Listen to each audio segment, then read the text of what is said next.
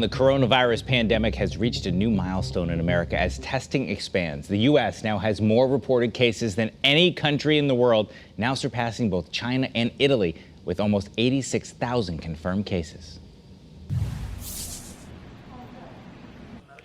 Now, the first COVID-19 death was cases reported doubling every 3 to 4 days.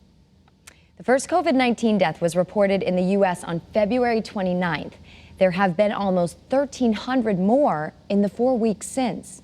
New York City remains the disease's epicenter in the U.S., and no state has seen a decrease in cases, which means the U.S. probably has yet to hit its peak. And despite the growing number of coronavirus cases across the country and in Connecticut, it will actually be more difficult to get a COVID-19 test moving forward. Channel 3's Roger Suzanne joins us now live at the State Health Lab in Rocky Hill to explain why the problem isn't a lack of tests. What is the problem, Roger? Well, Nicole and Eric, you know, healthcare workers here in Connecticut, and boy, do we appreciate them every single day, but they have been sounding the alarm that they have been running dangerously low on personal protective equipment, things like face masks and face shields. And now that situation has evolved really into a full-fledged crisis, and as a result, it will be more difficult for people here in Connecticut to get tested for COVID-19.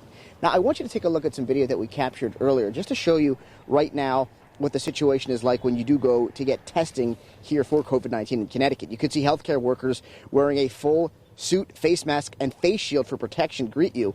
But unfortunately, that equipment, that exact equipment, is what's running in short supply. So as a result, fewer people will be tested going forward. Unless you are extremely ill or a healthcare worker, state leaders are asking you to recover at home in quarantine. Experts warn it's a troubling situation because with less testing, our state won't have accurate numbers because it will be unclear how many people who actually have COVID-19. Governor Ned Lamont is not sugarcoating the situation, but the bottom line is, he says, if we don't make the testing criteria stricter now, we could face even bigger issues down the line.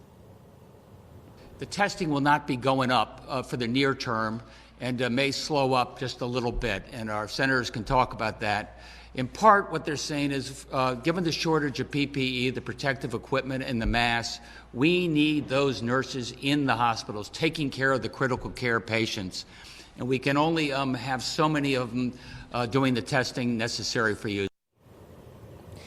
And by the way, testing has already dipped here in Connecticut. We'll look into the numbers coming up at 6:30, and we'll also explain why one healthcare worker says this situation is akin to watching a quagmire play out in slow motion.